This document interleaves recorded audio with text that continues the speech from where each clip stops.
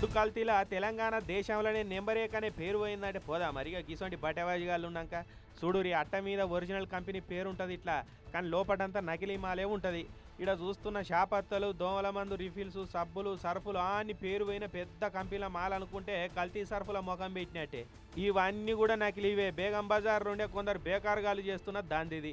జయరామ్, హనుమాన్ రామ్, కచ్చవా సురీందర్ అనే కంతిరిగాళ్ళు గుజరాత్ నుంచి అగ్గోసగ్గోల దొరికే కల్తీ మాల్ను కొనుక్కొచ్చి పేరు అయిన పెద్ద కంపెనీల పేర్లతోటి డబ్బాలు ప్యాకెట్లు తయారు చేయించి ఇక వాటిలలో ప్యాకింగ్ చేసి ఇదే ఒరిజినల్ మాల్ అన్నంత దర్జాగా అమ్ముతున్నారట. చూడరి దేవుళ్ళ పేర్లు పెట్టుకొని ఎసొంటి దేడి దిమాగ్ పనులు చేస్తున్నారు. కంపెనీ మాల అమ్మితే కమ్మి పైసలు మిగులుతాయి, ఇగో మేమిచ్చే మాల అమ్మితే ఎక్కువ లాభం మిగులుతుందని కిరాణా షాపులు గల్లీ షాపులలో వీటిని అంటగడుతున్నారట. ఇక బేగం బజార్లు ఉన్న ఇంట్లోనే కుటీర పరిశ్రమ లెక్క పెట్టుకొని నకిలీ దందా చేస్తున్నారట బద్మాష్గాళ్ళు. ప్యాకెట్లలో నింపుతున్న నకిలీ షాపత్తా నకిలీ దోమల మందు రిఫిల్స్ను శుద్ధపొడి సర్ఫ్ను సీజ్ చేసి ఇక వాళ్ళ మీద కేసు రాసిరు పోలీసులు.